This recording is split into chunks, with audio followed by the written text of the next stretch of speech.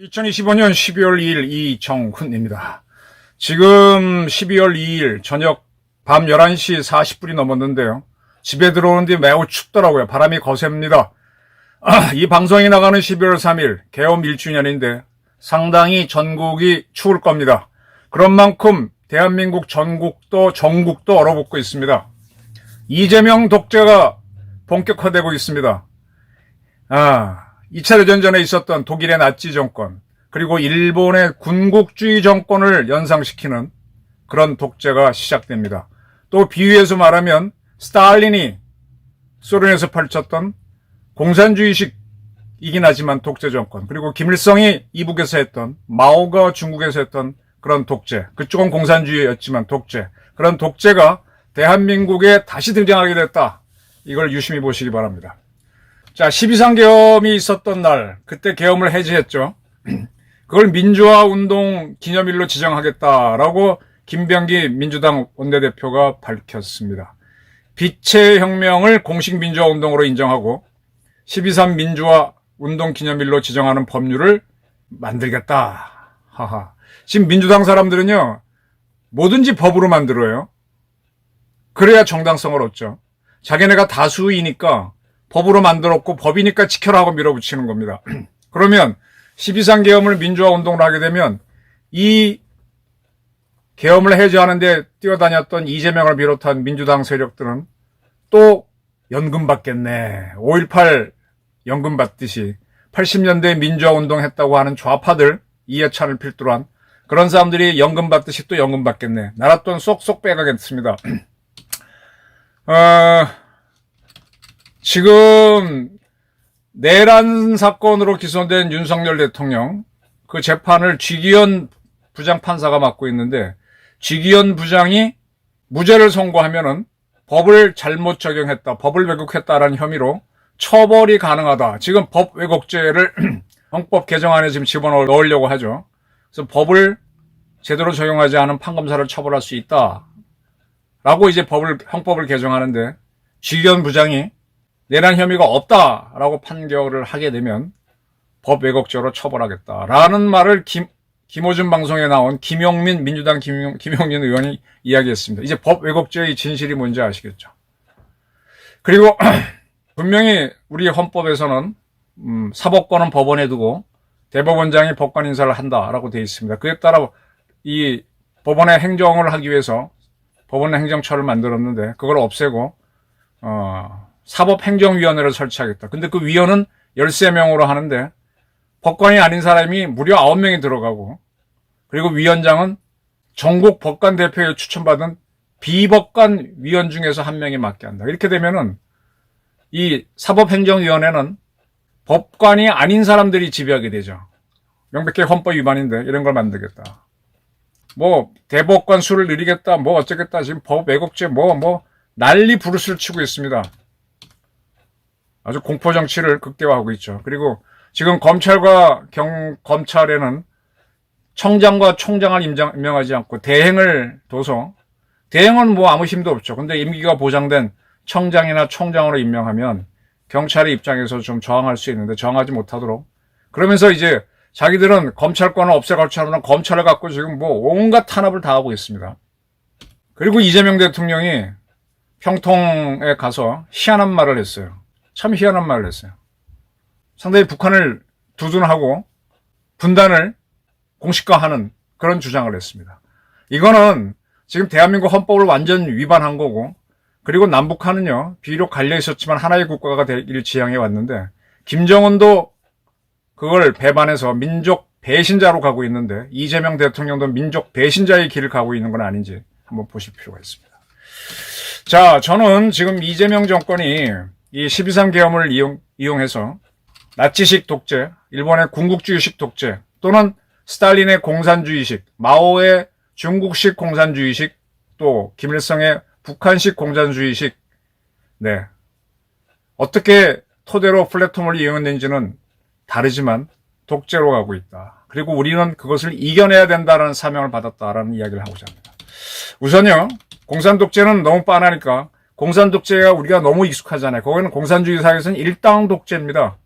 공산당이 혼자 존재하거나 압도적인 정당으로 존재하니까 당연히 그 당의 대표는 정권을 쥐고 그리고 계속 그 당이 일당이니까 영구 독재를 하는 거죠. 공산주의 독재는 말할 필요도 없고요. 나치 독일에 대해서 좀 설명을 드릴까 합니다. 나치 독일을 잉태한 거는요, 1918년 1차 대전이 끝나면서 독일이 항복하죠. 그리고 바이마르 헌법을 토대로 가장 민주적인 국가, 바이마르 공화국이라고 하는 독일국이 만들어집니다. 이 독일국은요, 다당제 국가로 시작됩니다. 근데 처음에 이 바이마르 공화국을 세울 때 힘을 썼던 거는 독일 사회당. 그러니까 요즘 독일에 가면 사회주의당 계열인데 그쪽이 힘을 썼습니다. 그러나 어쨌거나 이제 다당제 국가로 쭉 내려왔는데 그러다가 또 독일 공산당이 굉장히 힘을 쓰게 돼요. 이거는 이제 우리가 민주주의에서 완전한 민주주의를 해주면은 국가가 잘 될 것 같지만 오히려 혼란으로 갑니다. 그래서 사회당, 공산당이 막 커지니까 그 반작용으로 나치당이 주목을 끌어요. 그래서 보수파들은 나치당을 지지하고 노동자들은 공산당을 지지하면서 그러니까 이게 다당제 국가에서 민주주의가 보장되니까 이렇게 저렇게 싸우다가 나치당이 순식간에 권력을 쥡니다. 나치당이 권력을 쥐는 거는 이제 그만큼 이제 혼란스러우니까 보수 세력들이 지지를 한 탓도 있죠. 그러다가 이제 의회에서 불이 나는데 그 불을 공산주의자들이 질렀다라고 하면서 그걸 기화로 처음에 히틀러도요, 연정을 통해서 권력을 쥐었습니다. 자기 단독으로 힘을 못 써요. 근데 딱 쥐고 나서부터는 이런 식으로 공산당을 날리면서 완전히 독재를 하게 되죠. 그리고 원래 군대는 독일군이 있어야 되는데 나치 당에도 나치 친위대라고 하는 군대 조직을 만들어서 그 군대를 이용해서 또 탄압을 할 수 있고 어마무시한 독재를 했던 거죠. 그리고는 오스트리아를 간단하게 합병하고 또 체코의 주테텐란드라고 하는 지역을 총 한 방 안 쏘고 합병합니다. 그러니까 독일 사람들이 좋아하죠. 그런 지지를 바탕으로 전쟁을 일으켰다가 독일을 패망으로 완전히 구렁텅이로 빠뜨렸던 겁니다. 제가 지금 드리는 말씀은 뭔가 하면은 이 독재, 나치는 독재의 대표로 꼽히죠. 근데 그게 다당제 국가에서 잉태됐다는 사실입니다. 다당제 국가, 가장 민주적인 것을 보장해주는 바이마르 헌법에서 저런 독재가 나올 수 있다는 것을 역사는 보여줍니다. 지금 우리나라에서 계엄을 하고 뭐 어쩌고 한 게 상당히 좀 후진적인 정치로 보이죠. 독일 같은 경우 바이마르 공화국에서 히틀러의 나치당이 집권하기 전에 거기도 계엄령이 있고 별 쇼를 다 했어요. 그러다가 그 계엄령 다음에 이 나치가 일어나서 처음에는 연립정권을 했다가 나중에는 권력을 탁 쥐면서 나중에는 히틀러가 어떻게 되는가 하면 총리가 되죠. 총리가 되고 나서 대통령도 됩니다. 그러니까 총리하고 대통령을 다 하는데 실세는 총리니까 둘을 합쳐갖고 일본 사람들은 총통이라고 불렀습니다. 근데 이 독일 자료를 보게 되면 그때의 히틀러를 총리 앤드 대통령으로 부른 게 아니라 퓨러가 뭐라고 우리말로 하면 영도자, 지도자. 그러니까 공식적인 이름이 없는 거예요. 대통령이라든지 이게 아니라 절대 권력자, 군주 같은 그렇게 불렀습니다. 그거를 일본인들이 총통이라고 번역했는데 총통은 우리가 대통령 비슷한 걸로 아는데 이건 완전 독재자라는 뜻입니다. 그렇게 독재를 했었죠. 일본은 어땠느냐. 우리가 이제 일본 제국, 그들은 대일본 제국이라고 그러는데 일본이 우리를 지배했기 때문에 일본은 민주주의가 없는 나라라고 쉽게 보는데 일본도 대일본 제국 시절에 입헌 군주정을 하면서 거의 의회가 있었고 거기에 민주주의가 있었습니다. 처음에 일본에서 제국의회를 만들었을 때는 그 번벌이라고 할까?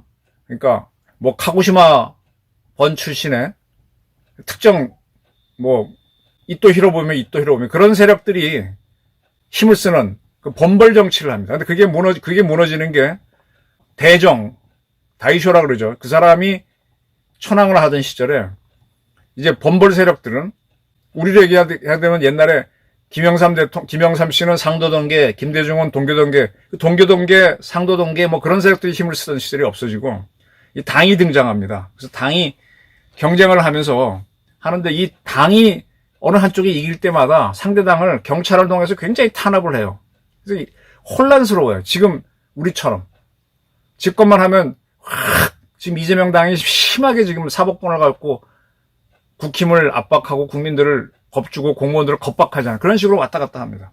그러다가 이 군국주의 세력이 크는데 그 틈을 이용해서 이 군대가 일본은 강해져야 된다. 민주주의가 중요한 게 아니라 강한 나라가 되려면 부국강병이다.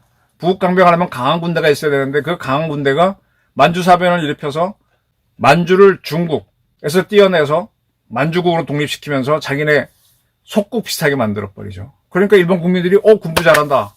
좀 있다가 얘네들이 노구교에서 총격사건을 일으켜서 그걸 핑계로 중국을 쳐들어가서 베이징, 북경을 점령하고 금방 1년도 안 돼서 상해도 점령하고 중국의 주요부를 다 점령합니다. 그러니까 일본 국민들이 군인들 잘한다 이러는 거예요.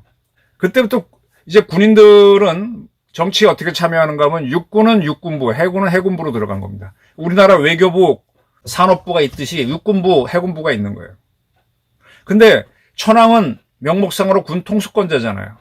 그러니까 육군부는 군에 대한 거는 자기 사령관인 천황한테 바로 올립니다. 근데 천황은 통치하지 않고 무조건 승인하니까 오케이 하니까 육군이 전쟁이 일으키면 그냥 오케이 되는 겁니다.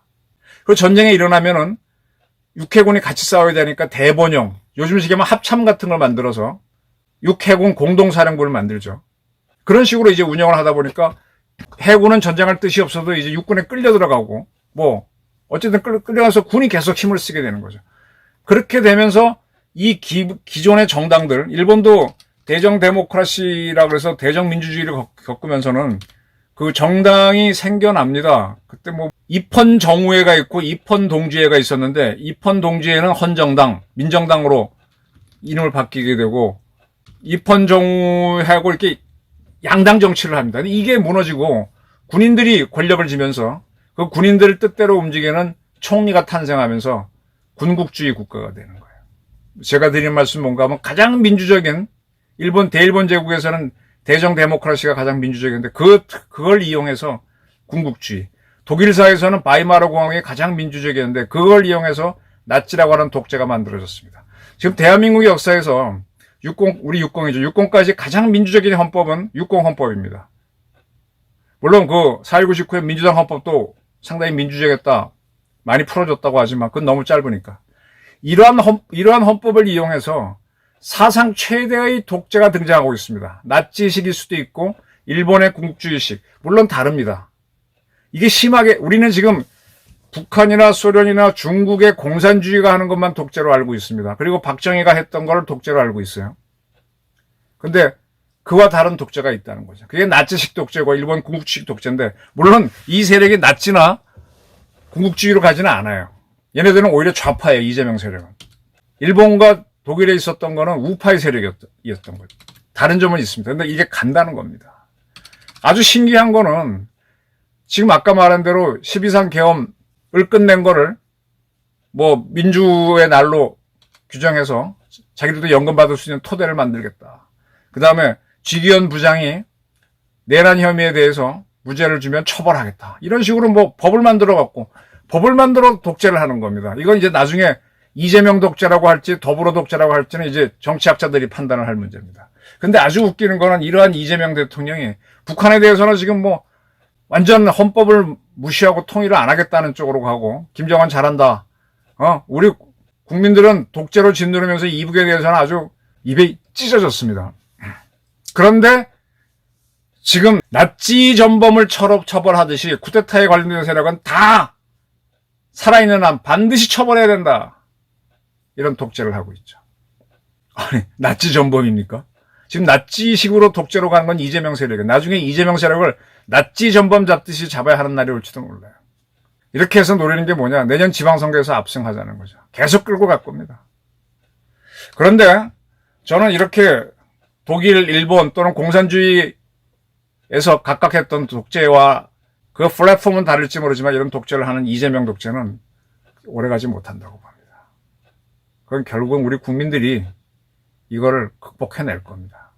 독일도 일본도 그런 독재를 겪은 다음에 그런 독재가 생기지 않도록 장치를 만들었고 그 세력을 굉장히 견제합니다. 저는 지금 386 운동권 세력들이 권력을 쥐고 노태우 문재인 때 발호를 하다가 지금 마지막 발호를 하고 있다. 이걸 지금 국민들이 그냥 막연히 보고 있는데 끝내는 뒤집을 것이다.